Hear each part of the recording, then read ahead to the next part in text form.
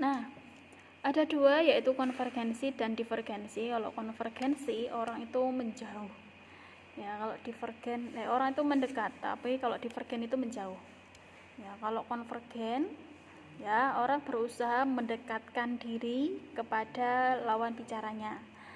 Misalnya mendekatkan diri itu melakukan penyesuaian diri yang orientasinya adalah kepada si lawan bicara, yang itu harapannya dia ingin mungkin menimbulkan kesan yang bagus tentang dirinya, yang polanya adalah mereka saling mendekat. Jadi misalnya dalam konteks pewawancara kerja dengan pelamar kerja misalnya.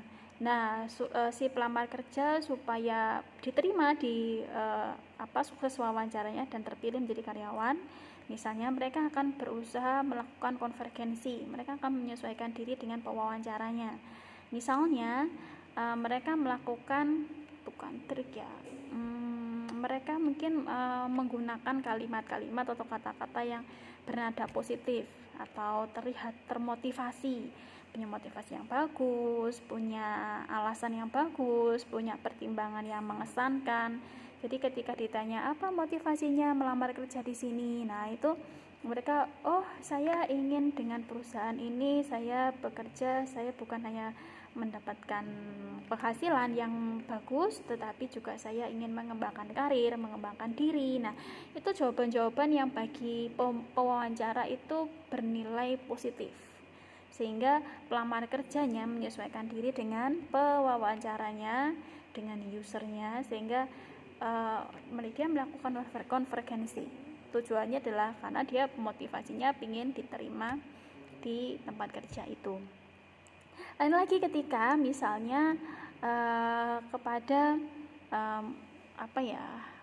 ada motif yang lain, misalnya mungkin dalam setting berbeda, mungkin teman misalnya, jadi supaya temannya memahami, mau memaafkan misalnya, atau bisa mengerti sebuah keadaan, misalnya mungkin akan menjelaskan dengan lebih detail, misalnya mungkin juga menunjukkan sisi-sisi emosinya atau empatinya misalnya, sehingga ketika mereka nanti, oh saya punya masalah seperti ini, nah itu kalau dijelaskan dengan mendetil, lengkap dengan emosinya, itu orang cenderung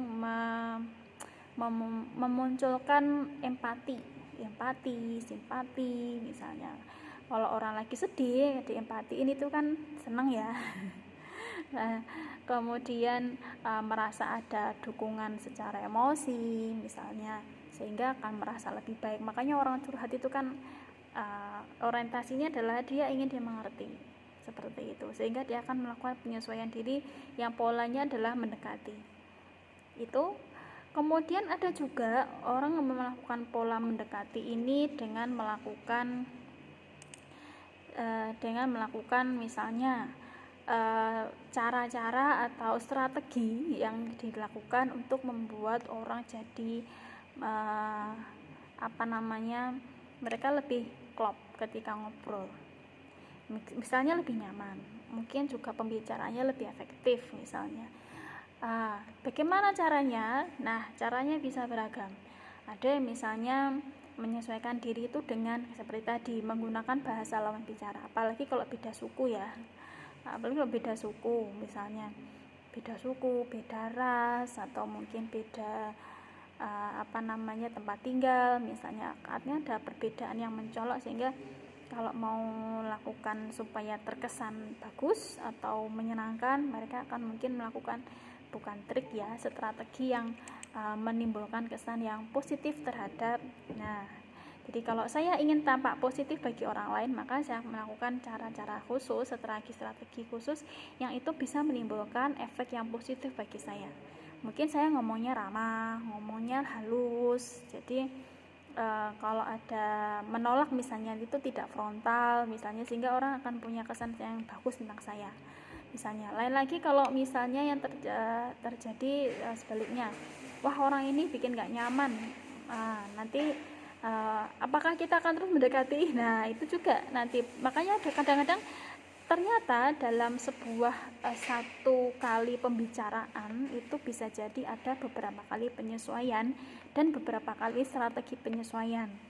Misalnya di awal kita pengen karena baru kenal atau baru ketemu pertama kali, ingin menimbulkan kesan yang positif, sehingga saya akan menyesuaikan diri dengan lawan bicara saya. Misalnya ketika ditanya, saya akan menjawabnya normatif misalnya. Tapi seiring dengan waktu nanti mungkin ada hal yang saya ingin tutupi atau tidak ingin diakses informasi itu, sehingga lebih merahasiakan itu. Misalnya bisa jadi juga nanti setelah ada pembicaraan, loh ternyata kok orang ini kayaknya tidak semenyenangkan yang saya kira misalnya, atau yang saya harapkan. Nah, mungkin saya akan mengembangkan strategi khusus. Atau orang ini ternyata menyebalkan orangnya menyebalkan, mungkin saya akan ngomongnya itu ketus misalnya, saya ngomongnya lebih tutup poin. Saya mungkin kalau ngomong itu belak-belakan misalnya, yang itu menunjukkan bahwa saya nggak nyaman. Atau bisa jadi kita mungkin awalnya agak terbuka, kemudian melakukan penyesuaian diri dengan agak tertutup, misalnya membatasi informasi. Yang awalnya kita mungkin sudah membicarakan sesuatu yang menggunakan opini pribadi, tapi karena kayaknya saya kok orangnya gini ya, ternyata saya jadi insecure. Kalau gitu saya mengganti strategi saya dengan mengatakan hal-hal secara normatif saja. Normatif itu mengatakan hal-hal yang biasanya lebih demokratis, lebih tanpa ada ikut norma aja, normatif, ikut pendapat umum misalnya general, tapi sehingga tidak memunculkan opini pribadi. Nah, bisa jadi seperti itu. Jadi awalnya terbuka menjadi tertutup. Nanti juga misalnya ternyata di akhir kita nanti mungkin akan saya akan ngomong terbuka kepada orang ini tentang hal-hal apa saja, tetapi hal yang selain yang itu saya mungkin akan menutup. Misalnya kalau daerah asal saya misalnya, itu bisa orang boleh tanya misalnya sampai detail, tapi kalau orang mau tahu bagaimana saudara saya misalnya, atau saya berapa bersaudara, saya tinggal di mana, mungkin saya akan membatasi akses itu misalnya. Itu penyesuaian diri. Jadi konvergensi ya, biasanya kecenderungannya di antara strateginya selain tadi memunculkan kesan tertentu, bisa juga meniru gaya tertentu dari si lawan bicara. Mungkin lawan bicara kita orang mana ya, mungkin kita ngobrol dengan teman yang dia basically bukan orang Indonesia, bukan asli orang Indonesia, bukan native. Mungkin dia misalnya katanya Australia misalnya, atau Filipina misalnya. Sehingga mereka mungkin ngobrolnya dengan bahasa Inggris. Nah, supaya kita ini ngomongnya lebih nyambung misalnya, kita bisa ikut ngobrol dalam bahasa Inggris juga. Atau bisa jadi ketika mereka awalnya ini teman dari Australia dan dia sebetulnya bisa bahasa Indonesia, tapi dia ngobrolnya pakai bahasa Inggris di awal. Jadi kita saya menyesuaikan diri, saya ikut pakai bahasa Inggris dia. Jadi kita sama-sama ngobrol in English. Tapi ternyata berikutnya dia lebih memilih menggunakan bahasa Indonesia. Jadi saya alih kode, pindah ngobrol dalam bahasa Indonesia. Nah, itu penyesuaian juga.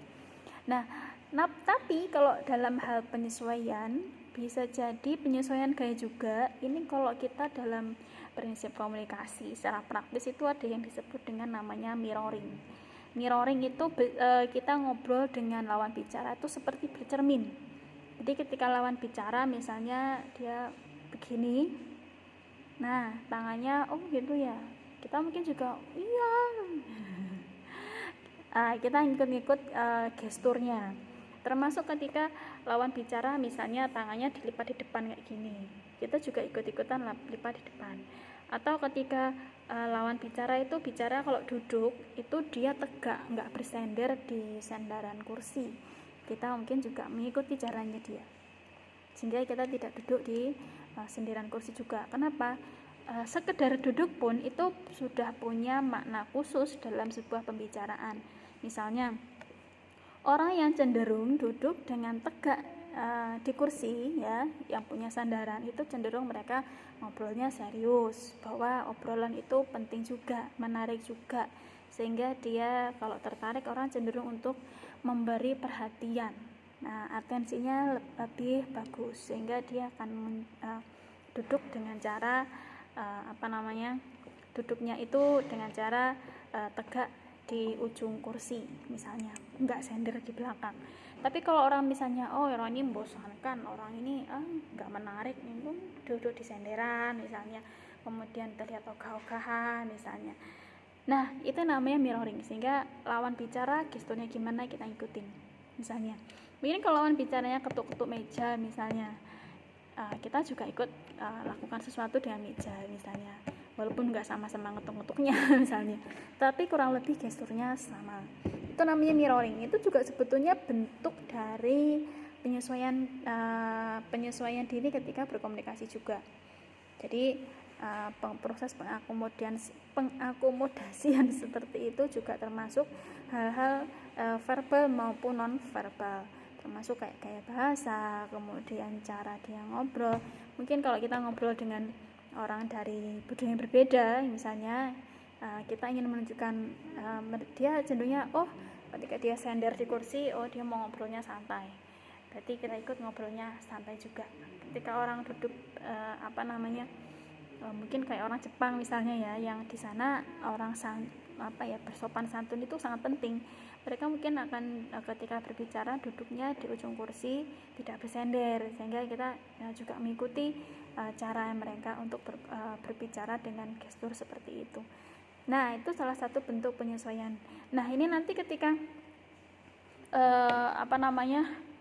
kalau konvergensi cenderungnya meniru, melakukan upaya-upaya yang mendekatkan pada si lawan bicara, karena orientasinya adalah lawan bicaranya. Itu konvergensi. Tetapi yang perlu diingat ya, hati-hati dengan yang namanya konvergensi, karena kalau berlebihan ya, penyesuaian diri itu, konvergensi itu juga orang menjadi kehilangan dirinya sendiri, kayak cenderungnya kayak bebek gitu ya, bebek membeyo misalnya, yang apa kata lawan bicara iyain, kemudian cenderung mengikuti, sehingga kayak tidak punya identitas atau tidak punya kepercayaan diri atau tidak punya patokan sendiri dalam bersikap misalnya, mungkin akan muncul seperti itu.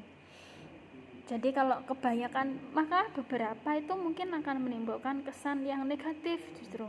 Jadi katakanlah si A dan si B saling berbicara, si B menyesuaikan pada si A misalnya dengan meniru beberapa gaya, tapi karena terlalu berlebihan itu justru si A malah merasa seperti orang ini kok kayak gini ya misalnya, mungkin malah merasa terhina, mungkin malah merasa seperti direndahkan atau merasa diejek misalnya, karena akhirnya pembicaraan yang menarik, karena sebetulnya berbicara itu head to head atau heart to heart, itu menjadi garing ya, karena kayaknya saya aja yang ngobrol dengan hati, dia enggak misalnya. Nah, itu juga akan menimbulkan justru bukan efek positif yang didapat, justru yang didapat adalah efek yang negatif. Maunya mendekatkan diri, tapi justru si orang yang didekati itu justru merasa tidak nyaman. Itu